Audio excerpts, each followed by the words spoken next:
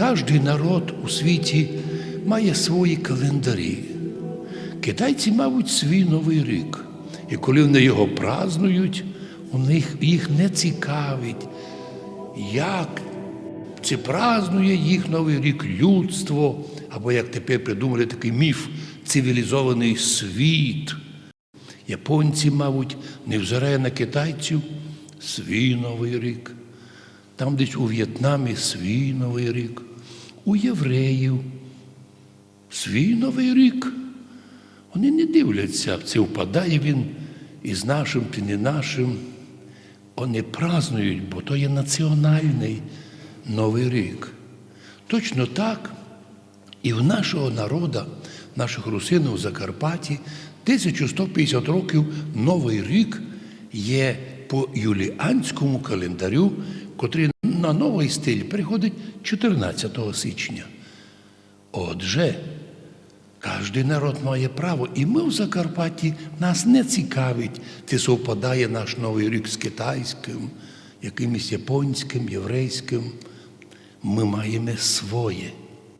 Но оскільки наш Новий рік зв'язаний з юліанським календарем, то, естественно, і Новий рік маємо по-юліанському, і Різдво по-юліанському, і Крещення по-юліанському, і все це наше національне. Всі люди, котрі нині родилися до 1946 року, всі крещені були в Карпаторуській православній церкві. Нині перебувають в структурі Української православної церкви, і тим вважаємо добре. І наш предстоятель блаженніший митрополит Онуфрій є наш предстоятель, і ми в'єдно з ним терпимо гоніння, нападки. Но ми ніколи не забуваємо свою історію і свої праздники. Що ж робити з тим людям, котрі попали в сім'ю, де православний і, наприклад, уніятель і католик? А якщо муж твій не православний, але він тебе любить і хоче з тобою жити, і ти маєш з ним дітей, то не можеш його лишити. Залишайся в сім'ї, бо молитва жони спасає невіруючого мужа. А діти, написано, святі. Наоборот, якщо муж православний, жена не православна, тоді муж молиться свою жену, бо по вірі мужа Бог спасає жену, а діти знову святі. Що ж касається проведення Нового року, то за совєтське время вже переучили всіх наших людей празднувати Новий рік по григоріанському, тобто по западному латинському або по современному цивільному календарю. Отже, з сьогоднішнього дня, через ніч на завтра, розпочинається 1 січня, 1 января по григоріанському цивільному календарю. Вітання чекають від керівників. Все це природньо, естественно, абсолютно не впливає на порушення релігійні. Єдина умова, що наші ще сьогодні ночі, а ще дозволять маленько випити вина, но постний день. Однак ще один момент.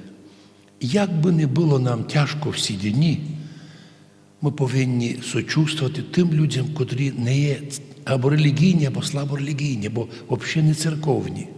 Вони многі перепужені, перестрашені. Вони всі бояться називатися, якою він релігії, де ходить. Таким людям треба дуже прощати, не сердитися. І якщо вони хочуть вітатися з Новим роком, вітаємося. Якщо вони вже попразнували 25-го Різдво, абсолютно вітаємося з ним. Христос рождається, брате, Христос рождається, сестро, славіте Його. Сам церковний календар юліанський для нас богослужебний, як нека духовна дисципліна. Іменно послушання церкви є основним аргументом. Не разність у датах у приведенні. До речі, 3 роки назад я сказав проповідь 3 грудня 2022 року про те, що чиновники впуталися в релігію, будучи безбожники, не церковні, задумали міняти релігії, календарі, не то їх діло, займайтеся своїми справами. І що ви думаєте? Я ще тоді додав, що як хто щось хоче переводити 25 грудня на День Українського Різдва, маєте право. В Закарпатті ніколи не було конфлікту до тих пір, поки Верховна Рада не зробила всеукраїнський конфлікт і задумала не тільки 25 грудня об'явити для всіх Різдво, а ще з нашого Різдва зняла день вихідний, порушивши закон про рівноправ'я, 161 стаття, пункт, частина і 2, і 3, тобто колективно. Радость Різдва Христова превосходить для нас усі тут ті клевети, мерзость, низость, що вони накидають на нас. Ми, християни, носителі любові. Эту любов і нині ми всім даруємо. І всі, хто хочуть вітати 1 січня, завтрашнього дня, Новий рік. Ну ж, повітали нас уже, прийшли вітання по телефону, і ми їх повітали. На їх Бог благословить. Єдине, що у церковних людей інакше відношення до Нового року, а іменно, люди не церковні, в основному не церковні, будуть до упада, до утра слухати концерти, танцювати, пити, гуляти, і у них і думки не є завтра піти до церкви, то у православних Новий рік – це праздник церковно-духовний, коли люди через ісповідь і причастя роблять висновки, як ми прожили рік, як нам Господь помагав, оберігав нас, направляв.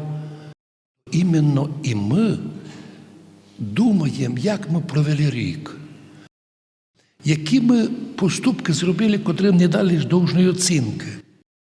Клеветники завжди були, а християнська любов вище всього.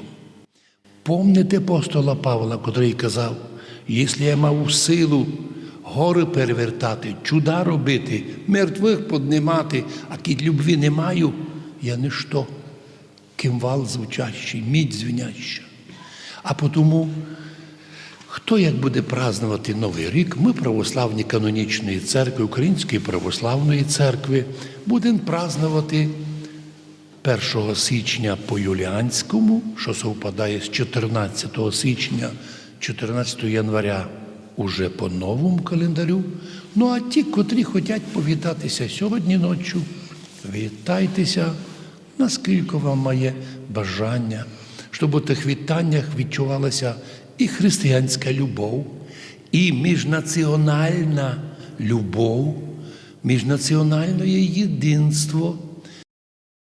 Ми йдемо за Господом, котрий нас кличе до любві. Господи, благослови наших людей. Усіх, Боже, благослови. Ти, Господи, знаєш всі наші плюси і наші мінуси. Благослови нам, що було в старому році, щось ми не довершили, заплановане не зробили.